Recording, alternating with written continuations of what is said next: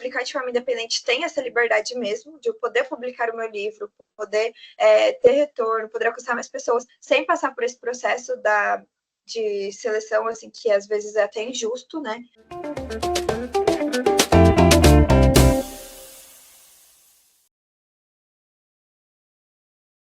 Até aqui em Curitiba, né, a editora Tomai um Poema tem, né, esse slogan que é publicar é um direito. Hoje a gente tem muito mais possibilidades, né, de publicar com as editoras menores, né? Porque se for ver as editoras grandes, mesmo são poucas, né? Pessoas que já chegaram lá, que já ficaram conhecidas no mundo todo e tal. E é legal que vai criando uma cena, né? Por exemplo, é muito legal a cena aqui no Curitiba, né? A gente se encontra nos eventos literários, um troca livro com o outro, tá sempre alguém lançando. O meu interesse maior, o meu respeito maior pelas coisas daqui, ele despertou quando eu fui morar fora, né? Eu passei um período morando na Alemanha e foi muito bacana essa experiência porque me abriu os olhos com relação a como perceber o mundo, né? E eu trouxe esse olhar de volta para casa. Porque quando eu estava morando fora, eu me senti mais brasileiro do que nunca e comecei a valorizar mais ainda as minhas raízes. Então eu comecei a colocar esse tempero cada vez mais nas minhas histórias, né? Então eu comecei a escrever histórias passadas aqui, comecei a pesquisar um pouco da cultura local, com uma profundidade que eu não tinha antes, né? O CWB é um projeto daqueles que eu falei, que é difícil de convencer uma editora a publicar. Porque ele é um livro experimental, você pode começar tanto por um lado quanto pelo outro para ler. Você tem que descobrir como ler o livro, porque ele é mudo, né? Você tem que seguir os personagens. Um sai de um ponto da cidade, o outro sai de outro ponto da cidade. Esse aqui é um livro teórico, né? Um livro histórico, onde eu conto a história de quem veio antes de mim, enquanto cartunista na cidade, né? Então são 200 anos de cartoons, charges e quadrinhos aqui publicados em Curitiba. Então a gente tem toda uma tradição na cidade com relação à produção. E aí eu tinha uma obsessão quase doentia com a praça que tinha do lado da minha casa. E as pessoas iam nessa praça, que era ao ar livre para passear com o cachorro, e tinha um banco que ninguém sentava. E eu falei, mano, tem alguma coisa nesse lugar. E a minha cabeça não me deu sossego. Então, tanto que o meu primeiro livro é justamente sobre uma menina que, tipo, tinha essa mania de olhar a janela e um dia tem um cara sentado ali, ela ajuda esse cara. Então, assim, eu peguei um negócio que era muito ali do meu cotidiano e falei, promete, vamos tentar. Pelo menos escrever de bobeirinha, assim, tô fazendo nada, né? Tipo, não tenho nada para fazer.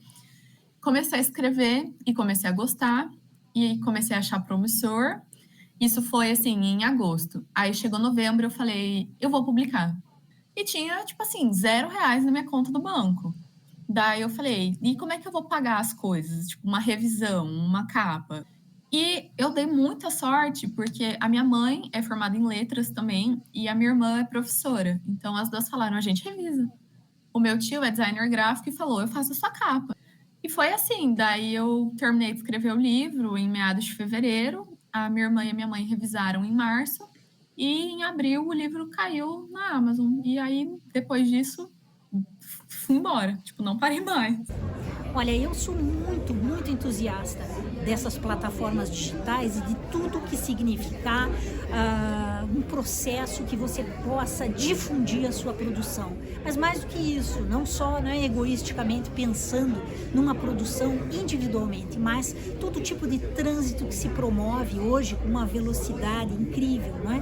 De que você possa receber e conhecer outras realidades. Aí eu via vídeo no YouTube, eu lia e-book, eu via sites, lia blogs de autores que já haviam publicado livros, e aí eu comecei a ver que é uma realidade muito complicada. Tipo, não é tão fácil quanto a gente acha. Eu descobri a publicação independente, aí através dela eu comecei a conhecer outras autoras que faziam a mesma coisa, que era publicar seus livros de forma independente direto na Amazon, que eu nem sabia que existia essa possibilidade. Aí eu comecei a estudar sobre essa possibilidade, comecei a seguir autoras que ensinavam a fazer a mesma coisa. Assim, depois que eu desbravei esse mundo novo, eu falei, não, vou publicar o meu livro na Amazon. Mesmo que ele não seja o próximo best-seller da New York Times, eu quero que ele esteja em algum lugar onde mais pessoas possam ler, onde eu possa falar, tipo, baixa lá meu livro na Amazon. Uma resposta talvez um pouco coletiva seja que a Amazon paga muito mal. Gente, insano. Tipo assim, é realmente absurdo, sabe? Eles pagam muito, muito, muito mal. A moeda hoje, se eu não me engano, tá 0,009 por página lida. Eles ainda pagam por página lida e eles pagam pelo valor unitário da compra do e-book. Então, dependendo do valor e da sua escolha, eles pagam 30% em cima do valor ou 70%.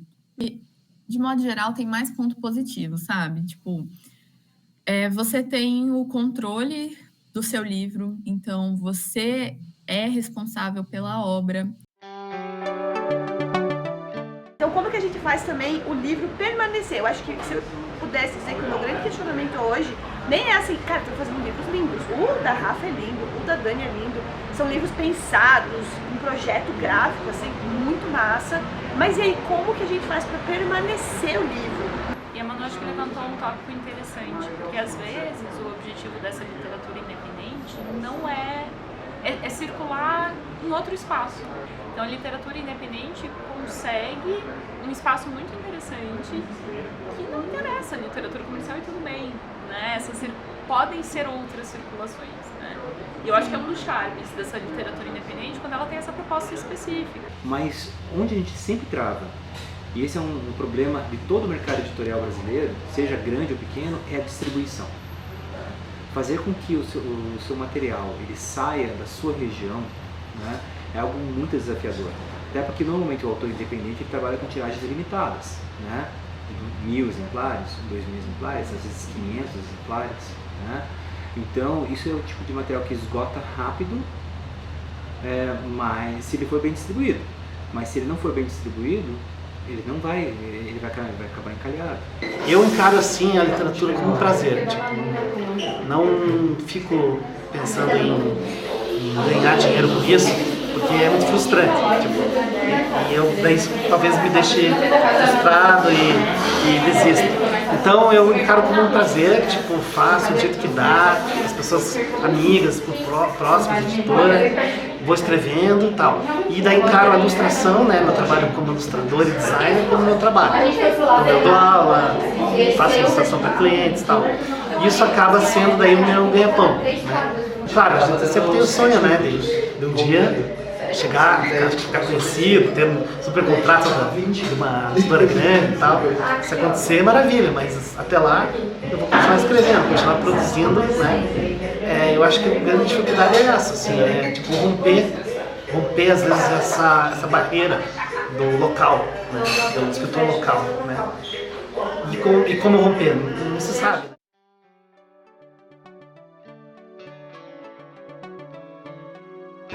Que era de São Paulo, mas veio pra cá e acabou se tornando, ainda nos anos 70, a editora da Grafipar. Né?